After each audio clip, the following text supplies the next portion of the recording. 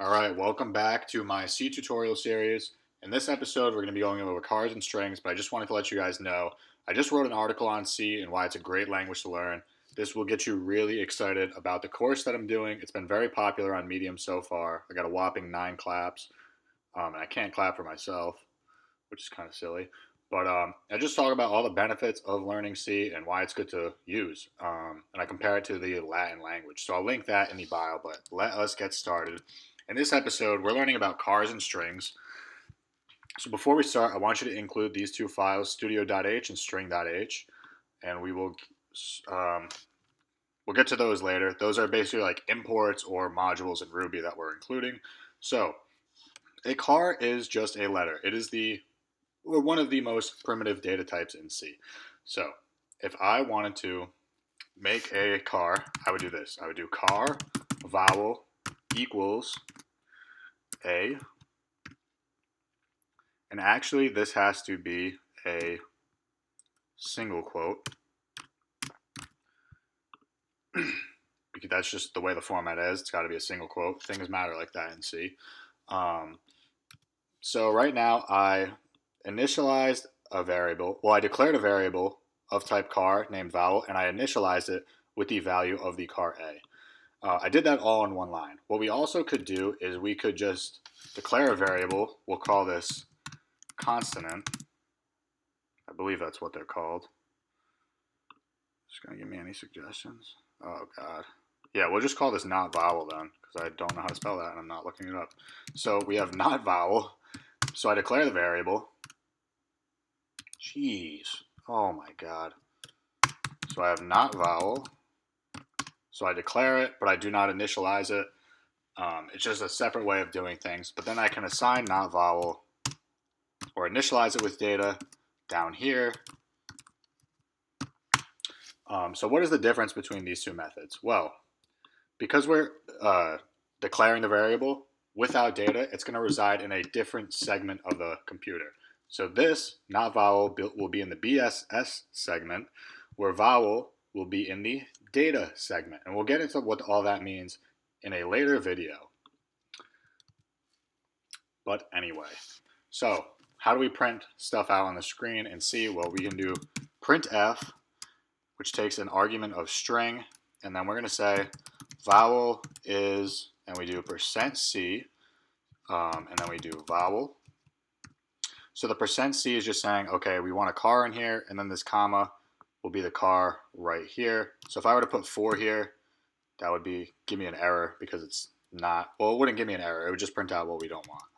Anyway, so you can think of this %c as the vowel going into the %c right here. If I do %s, I'm going to get a highlight because this is not of type string. So I change that right there. And we can do printf not vowel is %c, and then I do not vowel, again followed by semicolons. So in C, we need to know how big our data types are. And we can do that with the size of function.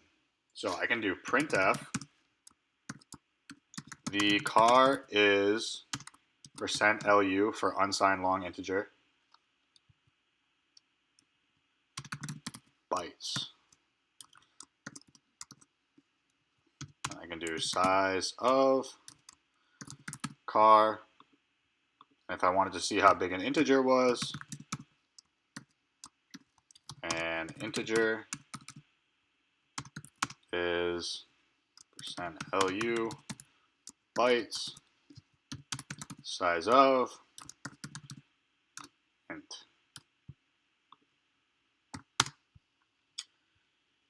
So again, the %lu, the return value of size of, is a unsigned long integer, I believe, which is what lu stands for. So again, the return value of this function goes in here.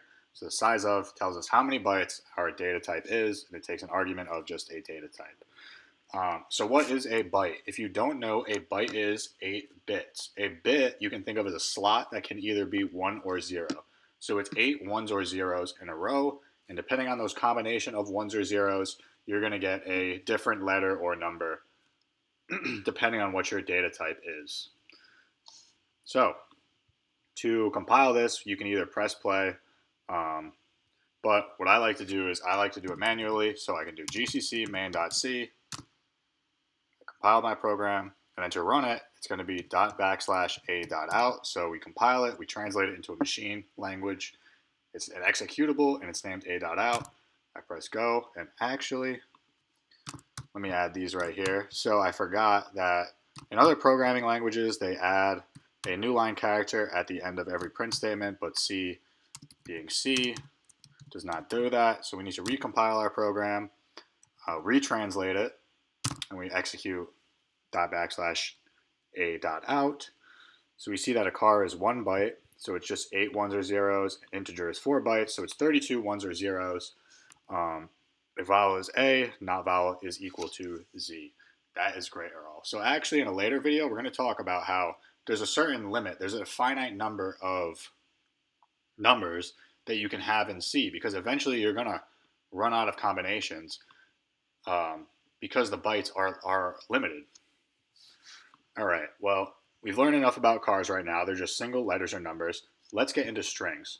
So technically speaking, a string is just an array of cars. So let's say I had a car, we'll call it message, and we want our message to be at most 20 characters long, and we're just going to do the classic hello world, and we can print out our message by doing this, printf message. This is actually wrong, never do this. I will show you why in 1 second. Let me add an exclamation point here. So I can do gcc main.c. I'm going to get a warning. Format string is not a string literal. Insecure. Treat the string as an argument to avoid this. It shows us how to correct it. But anyway, we'll run our program and we won't have any problems right now. Add a \n there. Recompile. All right, that looks a little better. So to display this error, this is called an uncontrolled format string. It is a type of software vulnerability. And it's especially, you can read this article. So if we pass in, say we're taking user input, right? Just pretend we're taking user input in our message. If I'm a computer programmer, I'm a hacker, right? And I'm like, all right, I want to hack into the system. I want to see what's going on at a low level. If I just do this, %x, %x, %x, %x, one less, and we call printf like this. So recompile, gcc main.c, run our executable. I'm going to get this all down here. So these are actually memory addresses. So with this format string vulnerability, if you don't call this function the right way and you're accepting user input, the user can actually print out what's going on inside of your computer's compiler, which is obviously not good, because once they figure out what's going on, they can get things like arbitrary code execution, but I am not currently good enough to do that, but hopefully I can give you a video on that in the near future. So to prevent this, this is how you properly call printf. You do this. You do %s. This is the string that will be printed, and the message and the string that you want to be printed as an argument. So we recompile .\a.out, and you see that rather than interpreting these %x's as arguments for printf, it treats them as a part of the string. Very interesting stuff. Now, C is not flexible with strings, right? So I have our message. It is obviously a finite number of characters. Let me just print this out one more time. Didn't mean to erase that. It's a finite number of characters. So I don't know how many characters we have here. We can't count, but we know it's less than 20. So if I add a few characters here, A, B, C, D, E, F, G, H, I, J. So that's more than 20 if my computer warned me. So initializer string for car array is too long. We'll add one more. And we'll recompile this program. So gcc main.c. I have one warning generated. We should get a bunch of crap. So it does not print past this. I think if we keep adding characters, we should get a seg fault. Let me see if I can cause a seg fault by going like this. Compile. All right, so it's not causing a seg fault, but it won't print the rest of our message, which is not useful. So we declared over here that we're saying, hey, memory of the computer. We need, remember, the car is 1 bit, so we need 20 bits of space for the string we want. So the computer only has room for 20 spaces of letters, basically. Now, so before we saw how we can declare a variable and initialize it later. So let's say our message was here. We'll make this a little larger. We'll do 50.